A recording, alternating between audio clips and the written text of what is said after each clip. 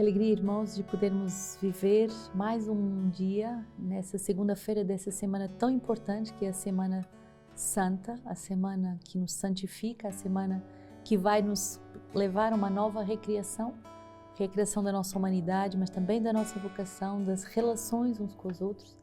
Que alegria podermos nos reunir através da nossa web TV para vivermos juntos com todos os países que estão conectados à Lexio Divina desse dia.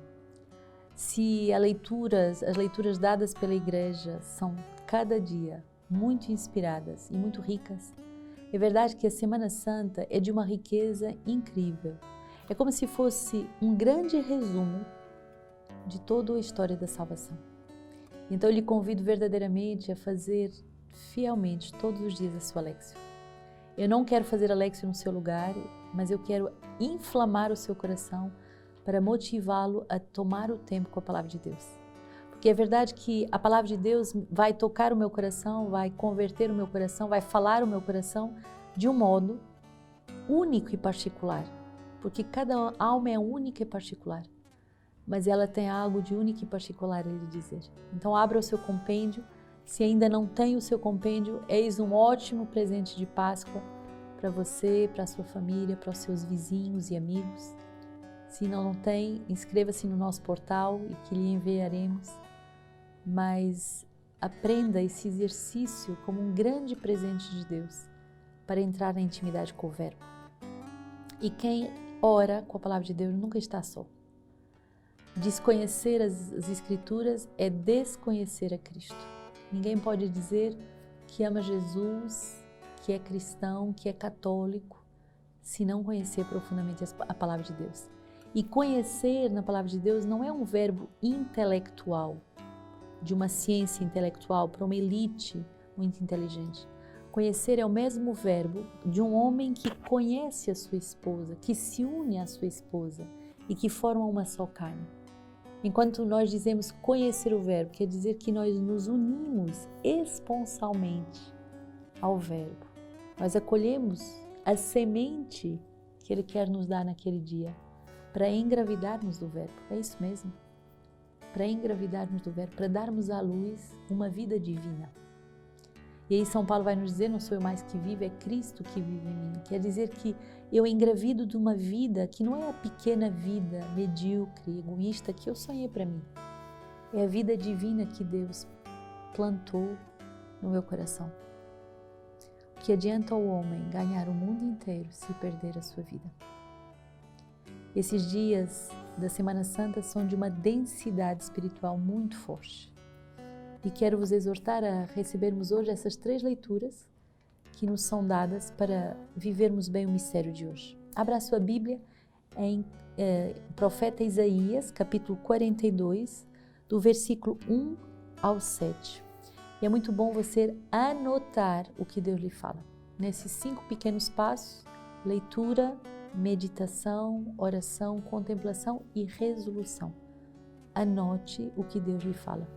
E anote com a data. Eu vou anotar num outro caderno. Não é bom a gente anotar com a data. Que dia o Senhor me disse aquilo e que dia eu prometi ao Senhor isso ou aquilo. Eis o meu servo que eu sustento, o meu eleito em quem eu tenho prazer. Pus nele o meu espírito. Ele trará o direito às nações. Ele não clamará, não levantará a voz, não fará ouvir a voz nas ruas, não quebrará a cana rachada, não apagará a mecha bruxulante. Com fidelidade trará o direito. Não vacilará até que estabeleça o direito na terra, e as ilhas aguardam seu ensinamento. Assim diz o Senhor, que criou os céus e os estendeu, que firmou a terra e o que ela produz, que deu o alento aos que a povoam e o sopro de vida aos que se movem sobre ela. Eu te chamei para o serviço da justiça. Tomei-te pela mão e te modelei. Eu te constituí como aliança do povo, como luz das nações, a fim de abrires os olhos aos cegos, a fim de soltares do cárcere os presos e da prisão os que habitam nas trevas. Palavra do Senhor, muito forte essa palavra de Deus. Eis o meu servo que eu sustento. Quando somos chamados pelo Senhor, o Senhor vai nos confiar muitas almas. O Senhor vai nos confiar uma grande missão.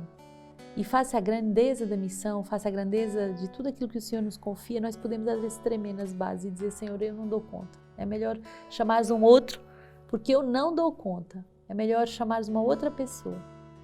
Reza com essa palavra. O Senhor sustenta aqueles que Ele chama. É como um tripé, Ele não te chama a te sustentares a ti mesmo, mas Ele é o teu tripé, Ele é o teu sustento, Ele é aquele que te torna capaz de permanecer de pé, face à grandeza da tua missão. E você é esse eleito que alegra o coração de Deus. Ele te dá o seu Espírito. E olha que bonito, Ele te chama para o serviço da sua justiça. Quer dizer o quê? Ele te chama como uma aliança do povo que tem uma missão específica, ser luz das nações. A missão específica que nós temos, ser luz das nações. Abrir os olhos dos cegos, soltar do cárcere os presos e a prisão dos que habitam nas trevas. E essa cegueira não é só a cegueira física, mas é sobretudo a cegueira espiritual. É uma obra de misericórdia, acompanhar, dar formação, para que as pessoas não se percam por cegueira espiritual. É uma obra de misericórdia, libertar as pessoas das prisões interiores. Devemos rezar muito pelos presídios nessas horas. Já é muito difícil estar preso, mas na hora em que vivemos atual, imagine tudo o que se passa dentro de um presídio. Mas a palavra de Deus, ela vem nos libertar interiormente.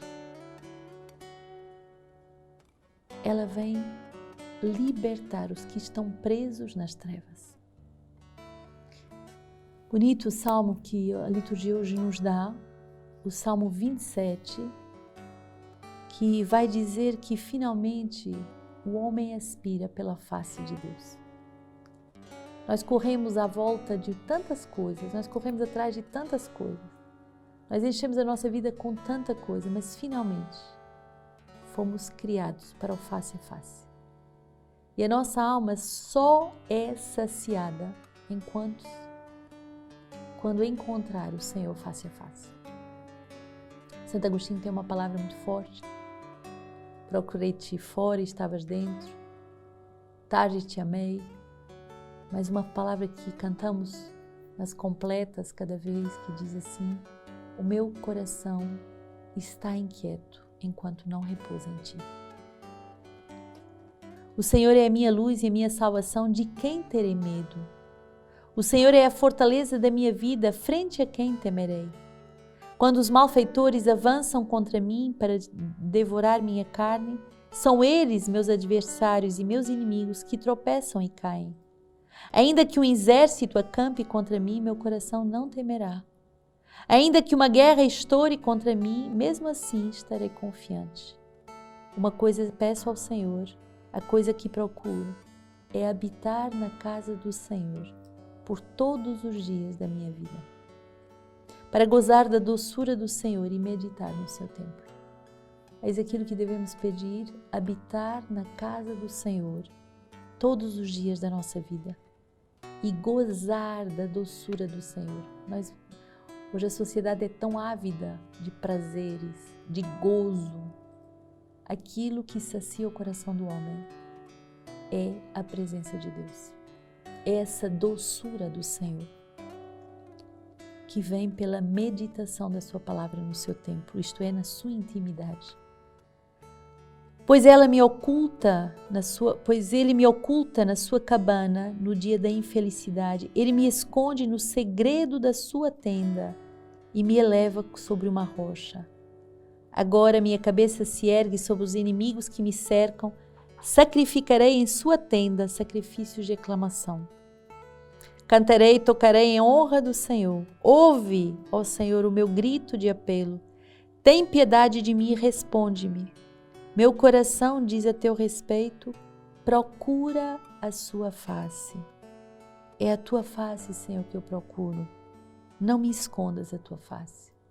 Que bonito, nesse tempo em que estamos mais parados, mais silenciosos.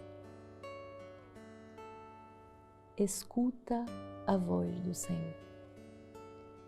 Procura a face do Senhor. O meu coração diz a teu respeito, procura a sua face.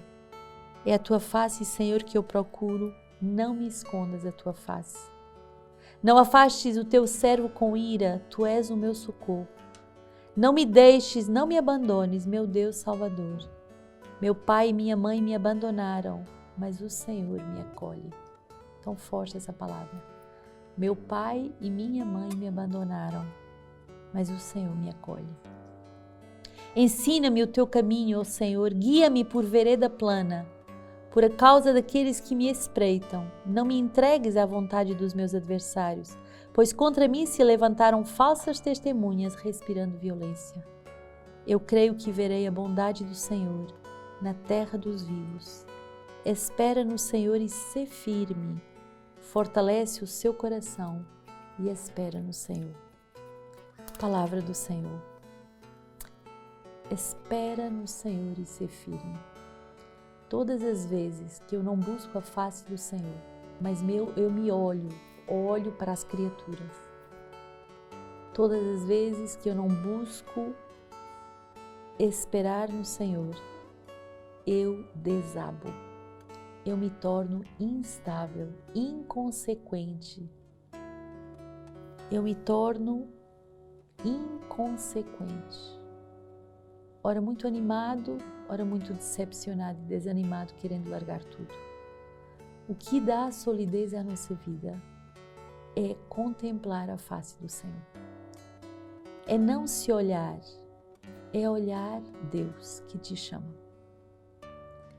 É não querer basear a sua vocação em si mesmo, mas basear a minha vocação, fundar a minha vocação no próprio Deus.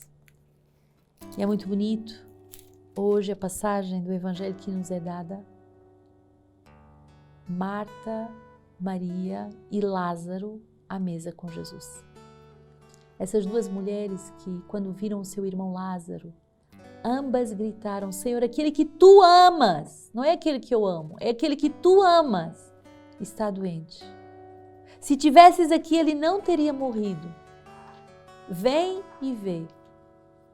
Essas duas mulheres, uma mais contemplativa e outra mais missionária, mas que finalmente refletem as duas dimensões da nossa vida. Todos devemos ser contemplativos e todos devemos ser missionários. E anote bem, você será contemplativo na medida em que você for missionário. E você será missionário na medida em que você for contemplativo. Quando contemplamos Jesus, quando estamos na adoração, todos vocês estão lá. Na adoração, nós somos missionários, nós intercedemos, nós lutamos, nós ofertamos a nossa vida por uma multidão. E na missão, nós não perdemos o nosso coração contemplativo. Porque na missão não é mostrar a mim ou as minhas palavras, é mostrar o verbo.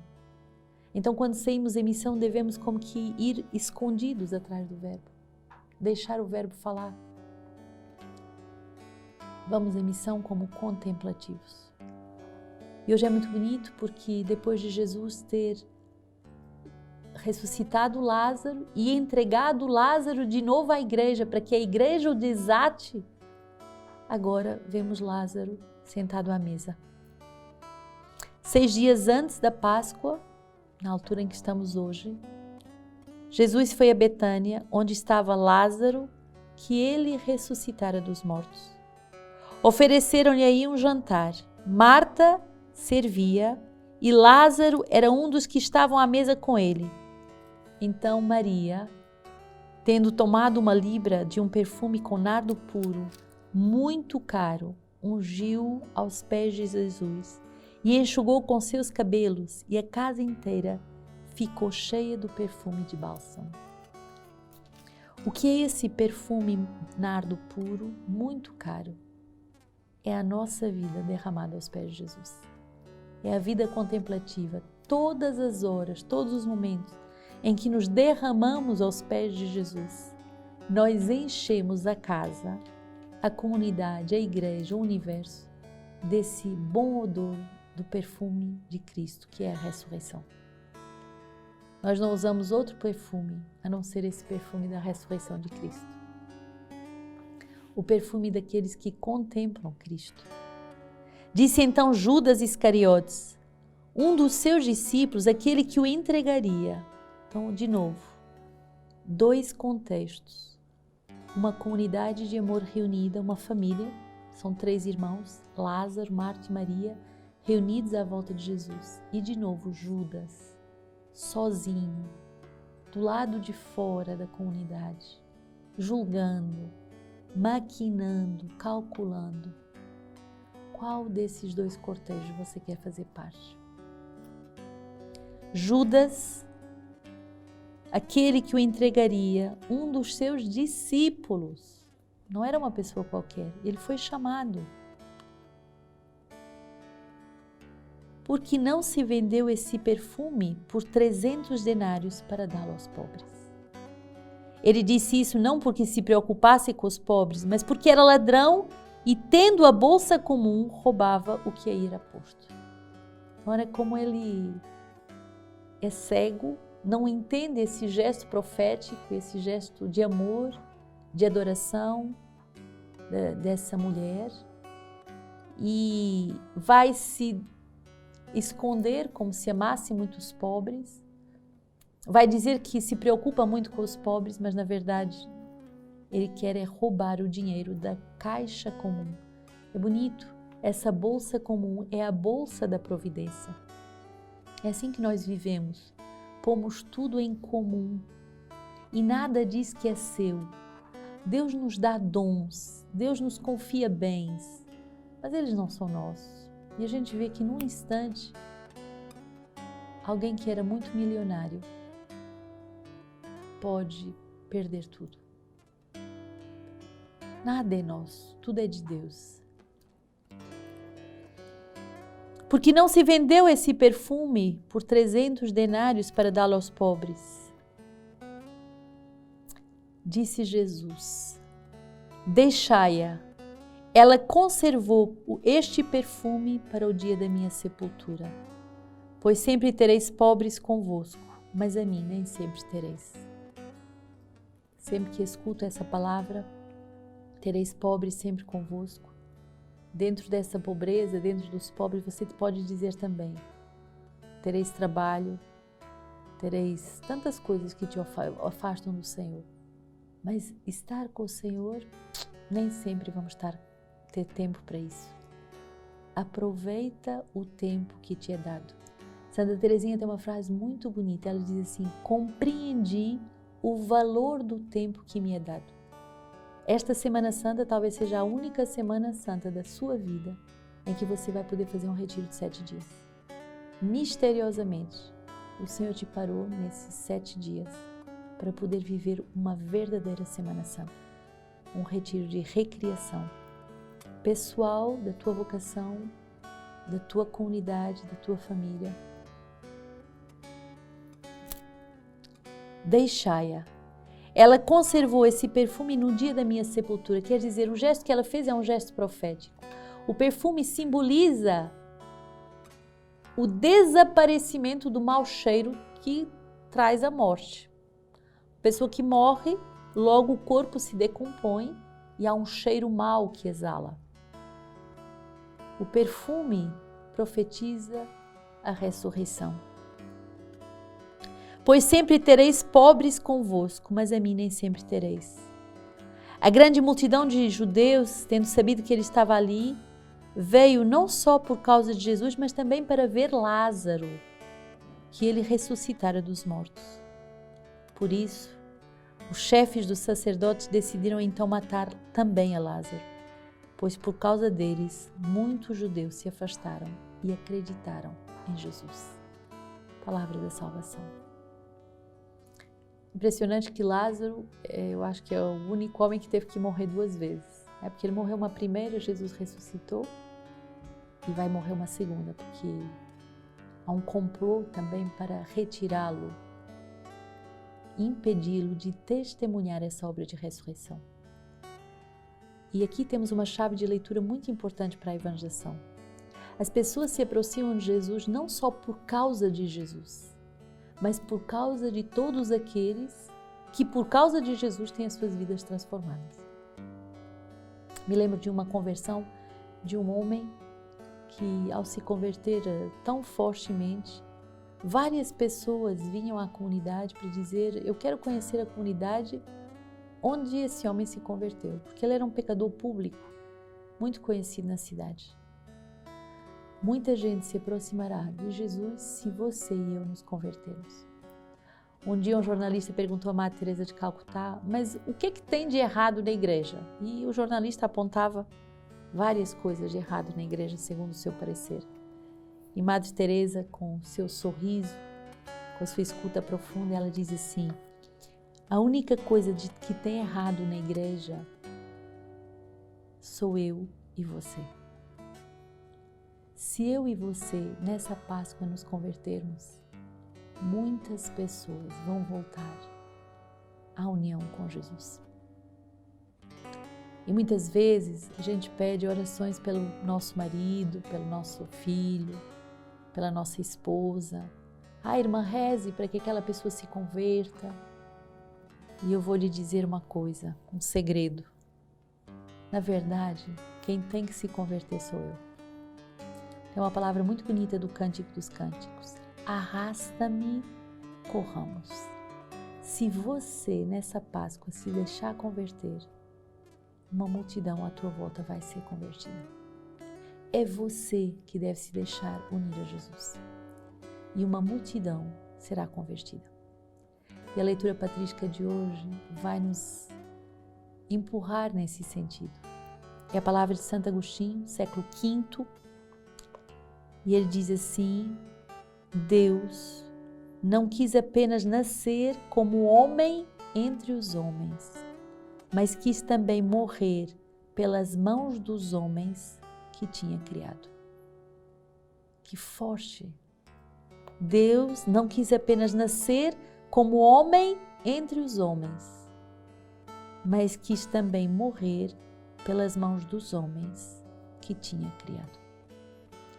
O Senhor vai aceitar depender de nós, Ele vai aceitar morrer, morto por nós, para que é Ele o nosso Criador. Santo Agostinho continua dizendo: o imortal pôde morrer e dar a vida aos mortais.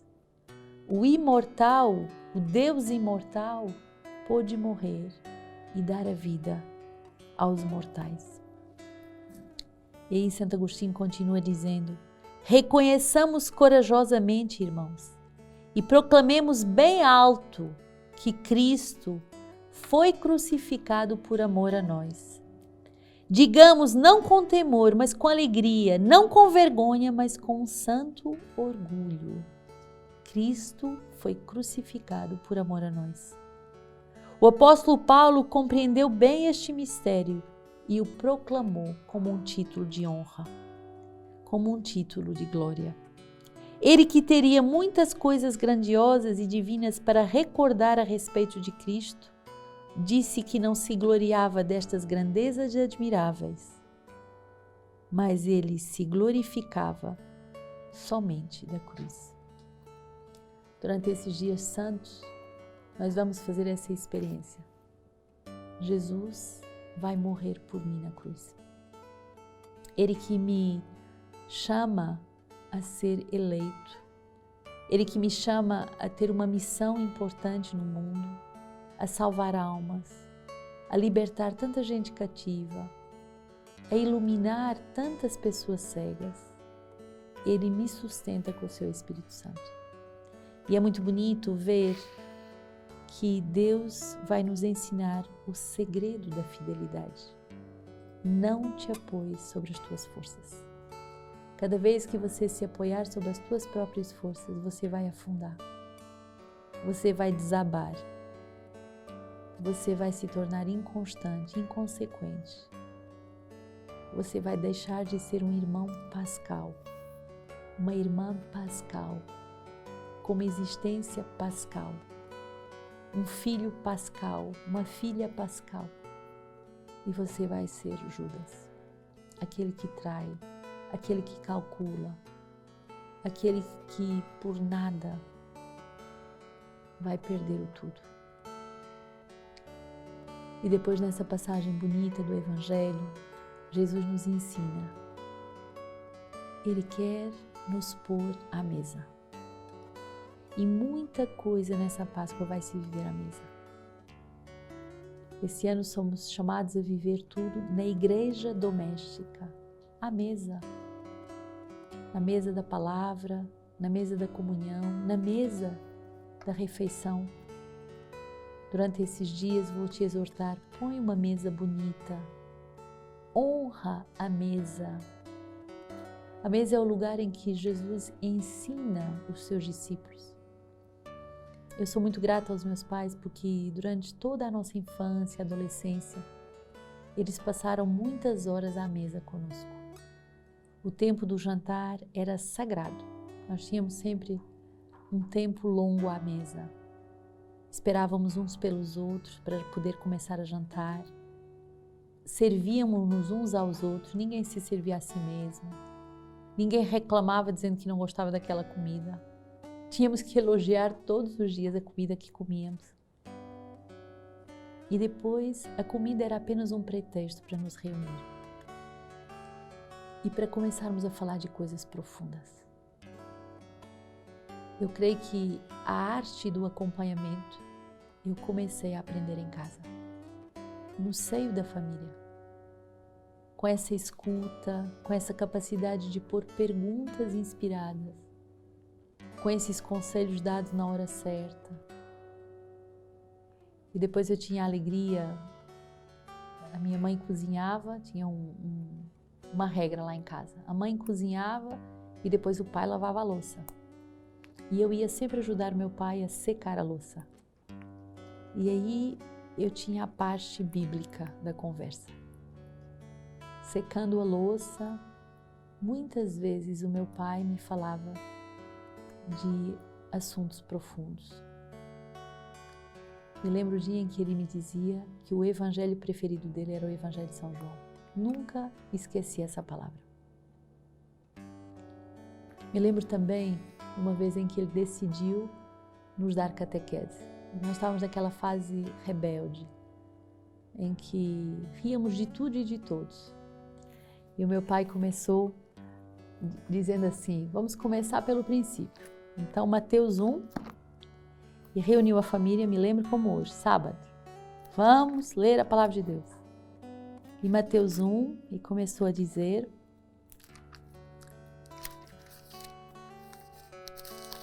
É o Evangelho do Natal. Livro da origem de Jesus Cristo, filho de Davi, filho de Abraão. Abraão gerou Isaac, Isaac gerou Jacó, Jacó gerou Judá, Judá gerou Faraés, Faraés gerou Esmon. E todos nós ríamos. E eu creio que ele não conseguiu chegar ao fim de Mateus 1. Mas essa palavra nunca saiu do meu coração. E eu percebi depois que a vida espiritual é isso. Ser gerado e gerar. Ser gerado. Não como uma semente corruptível, mas uma semente do Verbo, que nos gera para uma vida não humana apenas, mas uma vida nova, uma vida divina. Ser gerado. É impressionante o poder de uma catequese dada em família. Meu pai depois não conseguiu mais nos reunir para dar catequese de forma formal. Ele tinha que usar o meio do jardim, o meio da vida familiar, o meio das brincadeiras, o meio dessa ajuda simples de lavarmos a louça juntos, para falar ao meu coração e incutir gota a gota as sementes do Verbo. E depois eu tive a graça de, na faculdade, na Universidade Católica, ser provocada com os pobres, com aqueles que não tinham nada. Atrás da universidade tinha uma favela, em Portugal se chama Bairro de Lata, porque as casas são feitas com folhas de alumínio velhas. E eu saía da universidade e ia buscar nesses bairros de lata Jesus. O Verbo transpassou meu coração através dos pobres. E através deles muitas vezes escutei Jesus me falar. Essa Páscoa pode ser uma semana que muda verdadeiramente a tua vida. Não desperdices o Verbo que fala. E muitas vezes o Verbo fala num silêncio, o Verbo fala num encontro providencial, o Verbo fala numa conversa em família, o Verbo fala num retiro espiritual. Essa escuta profunda em família, essa escuta da realidade na universidade, provocou em mim uma sede de escutar o Verbo e de conhecer. Nas bibliotecas da universidade, e era uma biblioteca que tinha milhares de livros, eu dizia interiormente, eu vou ler todos esses livros e eu vou perder o essencial da minha existência.